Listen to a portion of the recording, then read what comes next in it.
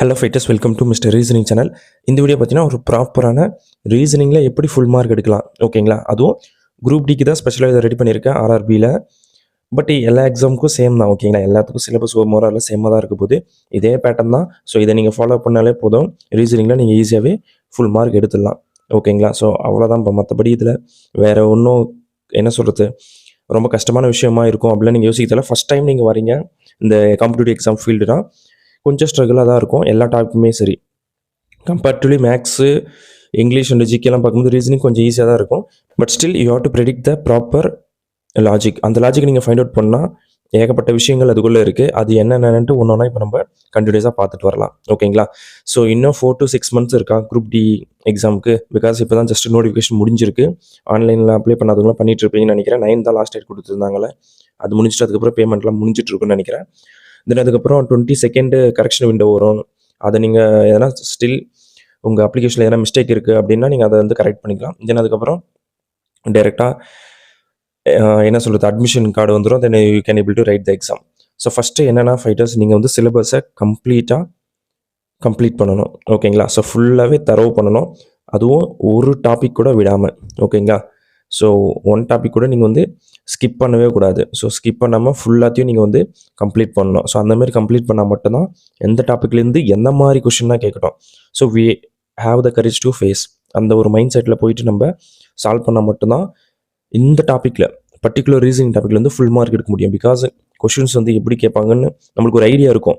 But எந்த logic அதுக்குள்ளே இருக்குன்றது நம்மளுக்கு தெரியாது. ஓகே, பிகாஸ் அது வந்து என்ன சொல்கிறதுனா மறைஞ்சு தான் இருக்கும். அதை நம்ம ஃபைண்ட் அவுட் பண்ணோம்.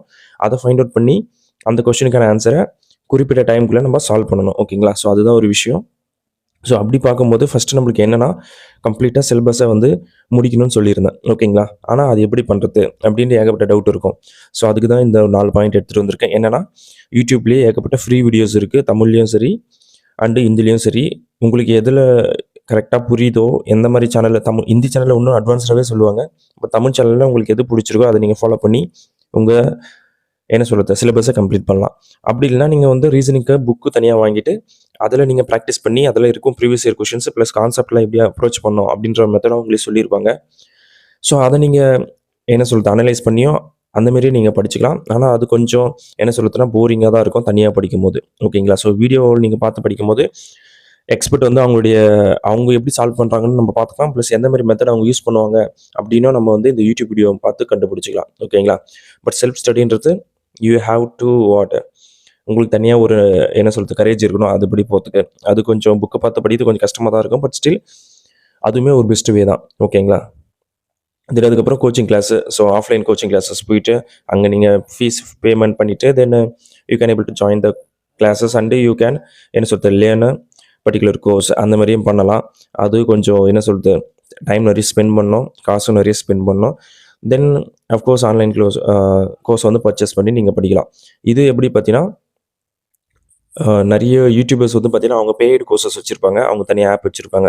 ஸோ அந்த பெய்டு கோர்சஸை வந்து நீங்கள் என்ன சொல்கிறதுனா காசு கட்டி என்ன சொல்கிறது வாங்கிட்டு நீங்கள் அதைப்படி ப்ராக்டிஸ் பண்ணலாம். So end of the day we have to complete the syllabus. So சிலபஸை நீங்கள் கம்ப்ளீட் பண்ணால் மட்டும்தான் அடுத்த ஸ்டெப்புக்குள்ளேயே நீங்கள் போக முடியும், ஓகேங்களா? ஸோ சிலபஸ் கம்ப்ளீட் பண்ணாமே நீங்கள் கொஷின்ஸை சால்வ் பண்ணிட்டு இருந்தீங்கன்னா டைம் தான் வந்து உங்களுக்கு என்ன சொல்கிறதுனா வேஸ்ட் ஆகும். ஸோ இந்த வேஸ்ட் ஆகிறதுல நீங்கள் தடுக்கணும்னா என்ன சொல்கிறது கம்ப்ளீட்டாக சிலபஸை முடிச்சுட்டு தென் அதுக்கப்புறம் கொஷின்ஸை சால்வ் பண்ண ஆரம்பிச்சிருங்க, ஓகேங்களா? ஸோ அதுக்கப்புறம் என்னென்ன நடக்குன்னு பார்த்தீங்கன்னா சிலபஸ் நீங்கள் முடிச்சிட்டிங்க, அப்புறம் ப்ரீவியஸ் இயர் கொஷின்ஸை மோஸ்ட்டாக சால்வ் பண்ணுங்கள். ஏன் நான் ப்ரீவியஸ் இயர் கொஷின்ஸ் மட்டும் நான் சால்வ் பண்ண சொல்கிறேன்னா, பிகாஸ் அதை நீங்கள் சால்வ் பண்ணும்போது மட்டும்தான் உங்களுக்கே வந்து ஒரு ஐடியா கிடைக்கும். ஸோ இந்த மாதிரி கொஷின்ஸ் தான் நெக்ஸ்ட் எக்ஸாம்லேயும் கேட்பாங்க. ஸோ இந்தமாரி லாஜிக் தான் அவங்க யோசிப்பாங்க அப்படின்ட்டு. ஸோ அதுக்கு தான் நான் சொல்கிறேன் மோஸ்ட்டாக அந்த பர்டிகுலர் எக்ஸாமோட ப்ரீவியஸ் இயர் கொஷின்ஸை சால்வ் பண்ணுங்கள். ஃபார் எக்ஸாம்பிள் இப்போ நீங்கள் எஸ்எஸ்சி சிஜிஎலுக்கு படிக்கிறீங்களா அப்படின்னா சிஜிஎலோட ப்ரீவியஸ் இயர் கொஷின்ஸ் மட்டும் சால்வ் பண்ணுங்கள். சிஹெச்எஸ்எல் படிக்கிறீங்கன்னா அதோட கொஷின் பேப்பர் ப்ரீவியஸ் இயர் கொஷின்ஸை சால்வ் பண்ணுங்கள். பிகாஸ் அதோட வெயிட்டேஜ் என்னன்ட்டு அவங்களுக்கு கொஷின் எடுத்து உங்களுக்கு தெரியும். அந்த வெயிட்டேஜ் உங்களுக்கு லேட்டராக புரிய ஆரம்பிக்கும் if you solve previous year questions என்ன சொல்கிறது கண்டினியூஸ்லி, ஓகேங்களா? ஸோ கண்டினியூஸாக அந்த ப்ரீவியஸ் இயர் கொஷின் சால்வ் பண்ணும்போது அந்த பர்டிகுலர் எக்ஸாமோட வெயிட்டேஜ் உங்களுக்கு கரெக்டாக புரிஞ்சிடும். தென் அதுக்கேற்ற மாதிரி நீங்கள் குயிக்காகவும் சால்வ் பண்ண ஆரம்பிச்சிருவீங்க, ஓகேங்களா? ஸோ அது எந்த எக்ஸாமாக இருந்தாலும் சரி. இப்போது சிஜிஎலுக்கு சிஹெச்எஸ்எல் மட்டும் இல்லை, இப்போ நீங்கள் எம்டிஎஸ் படிப்பீங்க, ஜிடிக்கு ப்ரிப்பேர் பண்ணிட்டுருப்பீங்க. அதுக்கப்புறமேட்டு இப்போ நீங்கள் ஆர்ஆர்பி வந்துட்டீங்கன்னா என்டிபிசியும் சரி அண்டு குரூப் டியும் சரி. ஸோ இது எல்லாத்துக்குமே வந்து பார்த்தீங்கன்னா, அவங்க சிலபஸ் வந்து மோர் ஆர் லெஸ் சேமா தான் இருக்கும். பட் கொஷின் கேட்குற விதம் கொஞ்சம் டிஃப்ரெண்ட்டா இருக்கும். அண்டு ஒரு சில டாபிக் வந்து இன்க்ளூட் ஆகிருக்கும். இல்ல ஒரு பர்ட்டிகுலர் டாபிக் மட்டும் என்ன சொல்றதுன்னா, வெயிட்டேஜ் வந்து அதிகமா குடுத்துருப்பாங்க. ஓகேங்களா? ஸோ அதுக்கெல்லாம் வந்து அந்தந்த பர்ட்டிகுலர் எக்ஸாமுக்கான ப்ரீவியஸ் இயர் கொஷின் சால்வ் பண்ணா மட்டும் தான் நம்மளுக்கு அதுக்கேத்த மாரி அடாப்ட் பண்ணிக்க முடியும். ஓகேங்களா? ஸோ அதுதான் ஒரு முக்கியமான விஷயம். அதுக்காக தான் நான் இங்க ப்ரீவியஸ் இயர் கொஷின்ஸ்ன்னு மென்ஷன் பண்ணியிருக்கேன். பர்ட்டிகுலர் எக்ஸாம் உடையது. ஓகேங்களா? எந்த எக்ஸாமோ அந்த எக்ஸாமோட previous year question. That's it. அதுக்கப்புறம் என்னன்னா, நீங்க கொஷின சால்வ் பண்ணுவீங்க. பிகாஸ் நீங்க ஃபர்ஸ்ட் டைமா சிலபஸ் கம்ப்ளீட் பண்ணியிருப்பீங்க. கொஷின சால்வ் பண்ண ஆரம்பிப்பீங்க. உங்களுக்கு எடுத்தோனே ஆன்சர் வராது. அதிலயும் ஒரு ஸ்ட்ரகிள் இருக்கும். பிகாஸ் அந்த கான்செப்ட் வந்து உங்களுக்கு அங்க வந்து ஞாபகம் வரணும், இல்ல ஸ்ட்ரைக் ஆகணும் உங்களுக்கு. ஸோ அப்படி ஆனா மட்டும் தான் அந்த கொஷின உங்களால சால்வ் பண்ண முடியும். இல்லன்னா உங்களுக்கு டைம் அதிகமா எடுக்கும். ஓகேங்களா? ஸோ டைம் ஏன் அதிகமா எடுக்குதுன்னா, உங்களுக்கு அங்க எக்ஸ்பீரியன்ஸ் இல்ல. நாலேட்ஜ் இருக்கு. அந்த டாபிக்க நீங்க படிச்சுட்டு இருப்பீங்க. பட் ஸ்டில் அது எப்படி அப்ளை பண்ணணும்? அது நம்ம அப்ளை பண்ற மெத்தட் கரெக்ட்டா இருக்கா? இல்ல லாஜிக் வந்து கரெக்ட்டா இருக்கான்னு நம்மளுக்கு தெரியாது. பிகாஸ் லாஜிக் தப்பா இருந்துச்சுன்னா, நீங்க வேற லாஜிக் யோசிக்கணும். அதுக்கு டைம் ஆகும். ஸோ இந்த மாரி நெறைய விஷயம் இருக்குல்ல. அப்ப நீங்க நெறைய ஸ்ட்ரகிள் வந்து அங்க நீங்க ஃபேஸ் பண்ணுவீங்க. ஒன்ஸ் நீங்க இத கன்டினியூஸா பண்ண, உங்க எக்ஸ்பீரியன்ஸ் வந்து இன்க்ரீஸ் ஆயிடும். ஸோ அப்படி எக்ஸ்பீரியன்ஸ் இன்க்ரீஸ் ஆகும்போது உங்களுக்கு என்ன நடக்கும்னா, உங்களுக்கே தெரியாம ஸ்பீடு வந்துரும். ஓகேங்களா? ஸோ நீங்க எல்லாத்தையும் ஸ்பீடுக்காக தான் பண்றீங்க. பட் ஸ்டில் அது உங்களுக்கே தெரியாம வந்துரும். அது எப்படி பிரவீன் அப்படின்னு கேட்டீங்கன்னா, நீங்க கன்டினியூஸா சால்வ் பண்றீங்களா? ஸோ அப்படி சால்வ் பண்ணும்போது, ஆட்டோமேட்டிக்கா உங்க மெமரியில அது வந்து ஸ்டோர் ஆயிடும். தென் உங்க பிரெயின் வந்து பார்த்தீங்கன்னா, என்ன சொல்றது? ஃபாஸ்ட்டாவே வந்து வேலை செய்ய ஆரம்பிச்சுரும். அண்ட் உங்க ஸ்கில்லும் இம்ப்ரூவ் ஆகிடும். ஓகேங்களா? ஸோ அதுதான். ஸோ இதில இன்னொரு ஒரு முக்கியமான விஷயம் இருக்கு. ஸ்பீடா சால்வ் பண்ணும்போது என்னென்ன நடக்கும்னு நான் சொல்றேன். ஃபார் எக்ஸாம்பிள் இப்போ நம்ம பைக்ல கூட ஸ்பீடா போறோம். அப்போ ஒரு 4 பேர் உட்காந்துட்டு என்ன சொல்லுவானுங்க, "எவ்வளோ ஸ்பீடா போறான் பாருங்க. எங்கன்னா கண்டிப்பா விழுந்து வரதான் போறான்." அப்படின்னு ஒரு ஒரு ஒரு டைப் சொல்லுவாங்க. இன்னொருத்தர் பாருங்க, "இவ்வளோ ஸ்பீடா போறான்னா, அப்போ எவ்வளோ கட்ஸ் இருக்கும் அவனுக்கு அவ்வளோ ஸ்பீடு போறதுக்கு. அப்போ எப்படி இத ஃபேஸ் பண்ணுவான்? அப்போ அந்த கரேஜ் இருக்க தானே அவ்வளோ ஸ்பீடா போறான்." அப்படின்னு ஒண்ணு சொல்லுவான். ஒண்ணு எதுவுமே தெரியாம ஸ்பீடா போறது. இன்னொன்னு எல்லாம் தெரிஞ்சுக்கிட்டு ஸ்பீடா போறது. ஸோ நம்ம வந்து இங்க எதுவா இருக்க போறோம்? எல்லாம் தெரிஞ்சுக்கிட்டு ஸ்பீடா போணும். ஓகேங்களா? அப்படி ஸ்பீடா போனா மட்டும் தான் நம்மளுக்கு இந்த ஒரு விஷயம் இருக்கு பார்த்தீங்களா? அக்யூரசின்ற ஒரு விஷயம் கிடைக்கும். இது என்ன பிரவீன் அக்யூரசினா, ஃபார் எக்ஸாம்பிள் இப்போ நம்மளுக்கு குரூப் டிக்கு 30 கொஸ்டின் கேட்குறாங்களா? அந்த 30 கொஸ்டின்லயுமே நம்ம 30 கொஸ்டினுக்குமே ஆன்சர் வந்து கரெக்ட்டா போடுவோம். இதுதான் வந்து பார்த்தீங்கன்னா, 100% அக்யூரசி. ஓகேங்களா? அப்பன்னா ஒரு கொஸ்டின் கூட தப்பே பண்ணாம, அந்த ஸ்பீட்ல எல்லா கொஸ்டினுமே சால்வ் பண்ணியிருக்கோம். ஸோ இதுதான் நான் சொல்ல வர விஷயம். ஸோ ஸ்பீடா சால்வ் பண்ணாலுமே தப்பு வராம சால்வ் பண்ணணும். ஓகேங்களா? So that is our ultimate aim. ஓகேங்களா? ஸோ நம்மளுக்கு என்ன ரீசனிங்ல ஃபர்ஸ்ட்டு ஃபுல் மார்க் எடுக்கணும். அதுதான் முக்கியம். அதுக்கப்புறம் தான் இந்த ஸ்பீடுன்ற டாபிக்கே வருது. ஓகேங்களா? பட் என்னன்னா, நம்ம கன்டினியூஸா கொஸ்டின் சால்வ் பண்றது மூலியமா ஆட்டோமேட்டிக்கா உங்களுக்கு ஸ்பீடு வந்துரும். ஸோ அந்த ஸ்பீடு வந்து பார்த்தீங்கன்னா, உங்களுக்கு கண்டிப்பா நெறைய கான்ஃபிடன்ஸ குடுக்கும். ஸோ அந்த கான்ஃபிடன்ஸ் மூலியமா நீங்க அக்யூரசிய அட்டைன் பண்ணலாம். ஓகேங்களா? ஸோ என்ன பொறுத்தவரையிலும் பார்த்தீங்கன்னா, உங்களுக்கு ஒரு கொஸ்டின் தெரியல. ஓகேங்களா? ஸோ கொஸ்டின் வந்து கொஞ்சம் டிஃப்ரெண்ட்டா இருக்கு. இல்ல அன்னோன் கொஸ்டினா இருக்கு. அப்படின்னும்போது அந்த கொஸ்டின ஃபர்ஸ்ட்டு ஸ்கிப் பண்ணிடுங்க. ஓகேங்களா? பிகாஸ் உங்க டைம் அதில போட்டு வேஸ்ட் பண்ணவே பண்ணாதீங்க. அப்படி வேஸ்ட் பண்ணா டைம் தான் வந்து பார்த்தீங்கன்னா, உங்களுக்கு என்ன ஆகும்? லாஸ் ஆகும். ஓகேங்களா? ஸோ டைம் லாஸ் ஆகுறத நம்ம மோஸ்ட்டா தவிர்க்கணும். பிகாஸ் நம்மளுக்கு 1 மணி நேரமோ, இல்ல 1 1/2 மணி நேரமோ தான் ஒரு எக்ஸாமுக்கு இருக்கு.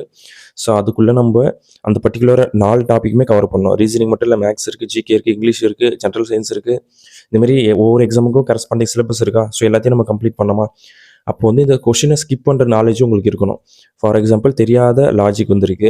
இல்ல தெரியாத கொஸ்டினே புது கொஸ்டின் வந்திருக்கு. புது லாஜிக் வந்திருக்குன்னா, அந்த கொஸ்டின ஃபர்ஸ்ட்டு ஸ்கிப் பண்ணிடுங்க. ஸ்கிப் பண்ணிட்டு தெரிஞ்ச கொஸ்டின் மட்டும் ஓகேங்களா? ஸோ நோன் கொஸ்டின் இருக்கும் பார்த்தீங்களா? தெரிஞ்ச கொஸ்டின். அத மட்டும் சால்வ் பண்ணுங்க. ஸோ அத மட்டும் நீங்க சால்வ் பண்ணாலே போதும். உங்களுக்கு வந்து பார்த்தீங்கன்னா, அக்யூரசி 100% வந்துரும். அண்ட் ஃபார் எக்ஸாம்பிள் இப்போ 30 கொஸ்டினுக்கு உங்களுக்கு 28 தெரியுதுப்பா. தெரிஞ்ச கொஸ்டின் 28 வந்துருச்சுப்பா. அப்போ 28மே கரெக்ட்டுப்பா. அப்படின்னா நீங்க ஃபுல் மார்க் எடுத்த ரேஞ்சுக்கு வந்துட்டீங்க. தென் 2 கொஸ்டின் வந்து பார்த்தீங்கன்னா, நம்மளுக்கு அன்னோனா இருக்கும். ஓகேங்களா? அந்த 2 கொஸ்டின் வந்து நீங்க கடைசியா சால்வ் பண்ணுங்க. எல்லா டாபிக்கும் முடிச்சுட்டு வந்துட்டு. ஃபார் எக்ஸாம்பிள் மேத்ஸ்ல நீங்க சால்வ் பண்ணுவீங்களா? மேத்ஸ்க்கு ஒரு பர்ட்டிகுலர் டைம் ஒதுக்கியிருப்பீங்க. அத முடிங்க. பிகாஸ் இது எல்லாமே வந்து பார்த்தீங்கன்னா, செக்ஷனல் டைம் வராத வரைக்கும் தான். ஓகேங்களா? ஒன்ஸ் செக்ஷனல் டைம் வந்துருச்சுன்னா, ரீசனிங்க்குன்னு ஒரு 20 நிமிஷம் குடுத்துருவாங்க. அதுக்குள்ள நீங்க ரீசனிங் முடிச்சிடணும். அப்படி இல்லன்னா ஆட்டோமேட்டிக்கா அது என்ன சொல்றது?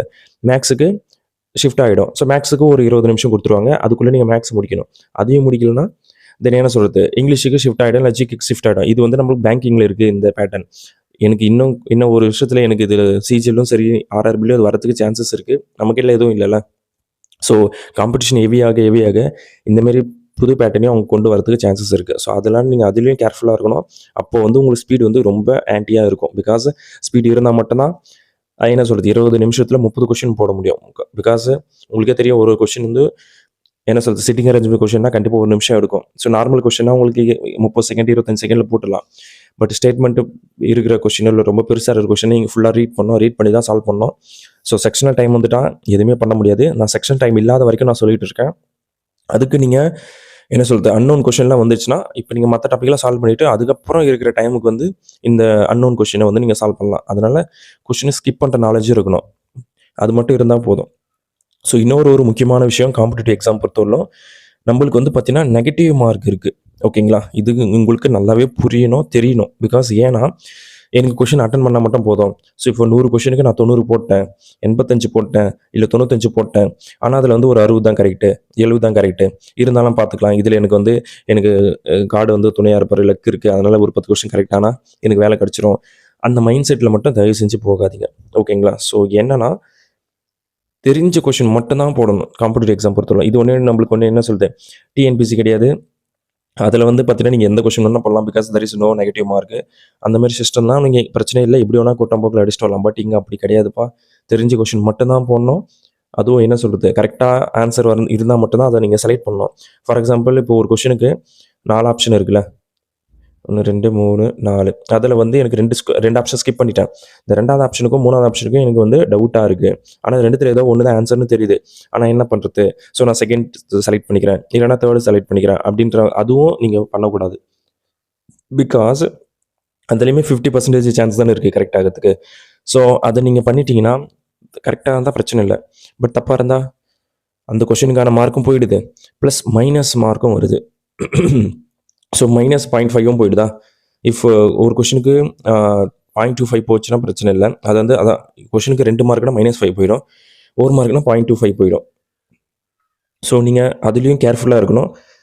அதனால தான் நான் சொல்கிறேன், தெரியாத கொஷினை தயவு செஞ்சு தொடாதீங்க. தெரிஞ்ச கொஷின் மட்டும். ஓகேங்களா, ஸோ நோன் கொஷின் மட்டும் சால்வ் பண்ணுங்கள். அதை சால்வ் பண்ணாலே போதும், உங்களுக்கு கண்டிப்பாக வேலை கிடச்சிரும். ஓகேங்களா, ஸோ இது எல்லாமே எல்லா டாப்பிக்குமே தான் சொல்கிறேன். நான் ரீசனிங் மட்டும் இல்லை, மேக்ஸுக்கும் இதை தான் சொல்லுவேன், ஜிகேக்கும் இதை தான் சொல்லுவேன், இங்கிலீஷ் வந்துச்சுன்னா இங்கிலீஷுக்கும் இதே தான் சொல்லுவேன். ஸோ உங்களுக்கு தெரிஞ்ச கொஷின் மட்டும் சால்வ் பண்ணுங்கள். அப்படி சால்வ் பண்ணாலே போதும், நீங்கள் 80% ஆஃப் த கொஷின்ஸ் வந்து பர்டிகுலர் எக்ஸாமில் வந்து நீங்கள் சால்வ் பண்ணிடலாம். நீங்கள் கரெக்டாக ப்ராப்பராக என்ன சொல்கிறது எக்ஸாம் ப்ரிப்பேர் பண்ணிட்டு இருந்தீங்கன்னா. ஓகேங்களா, ஸோ இதை நீங்கள் அச்சீவ் பண்ணிட்டுக்கப்புறம் ஆட்டோமேட்டிக்காக உங்களுக்கு வந்து ஃபார் எக்ஸாம்பிள் அந்த எக்ஸாம் குரூப் 2 இருந்து ஃபார் எக்ஸாம்பிள் பர்டிகுலர் எக்ஸாமுக்கு டயர் 2 இருந்துச்சுன்னா அதுக்கு நீங்கள் குவாலிஃபை ஆகிடுங்க. இல்லை ஒரே ஒரு எக்ஸாம் தான், அதை கிளியர் பண்ணால் உங்களுக்கு எக்ஸாம் கிடச்சிரோன்னா தென் அதுக்கப்புறம் உங்களுக்கு மெடிக்கலுக்கோ அதுக்கப்புறம் டாக்குமெண்ட் வெரிஃபிகேஷனும் கூப்பிட்ருவாங்க. தென் உங்களுக்கு போஸ்டிங்கே கிடச்சிரும். ஓகேங்களா, ஸோ இந்த ப்ராசஸ்லாம் நீங்கள் கரெக்டாக புரிஞ்சுக்கிட்டு அனலைஸ் பண்ணி எல்லாத்தையுமே கரெக்டாக எக்ஸாம் ஹாலில் வந்து அப்ளை பண்ணணும். ஓகேங்களா, ஸோ அப்ளை பண்ணால் மட்டும்தான் உங்களுக்கு வந்து நீங்கள் நினைக்கிறது நடக்கும். ஓகேங்களா, ஸோ இவ்வளோ தான்ப்பா நான் சொல்ல வந்தது. இது வந்து ரீசனிங்கு மட்டும் தான் இவ்வளோ நான் பேசிகிட்டு இருக்கேன். ஓகேங்களா, ரீசனிங்கில் எப்படி நம்ம ஃபுல் மார்க் எடுக்கலாம் அண்டு எப்படி குயிக்காகவும் எடுக்கலாம், இதை பற்றி தான் நான் சொல்லிகிட்டு இருக்கேன். ஸோ இதெல்லாம் நீங்கள் ப்ராப்பராக அனலைஸ் பண்ணி அப்ளை பண்ணுங்கள். கண்டிப்பாக உங்களுக்கு நான் சொன்னதெல்லாம் நடக்கும். ஓகேங்களா, ஸோ இதே மாதிரி நம்ம நெக்ஸ்ட் வீடியோவில் பார்ப்போம். Thank you so much.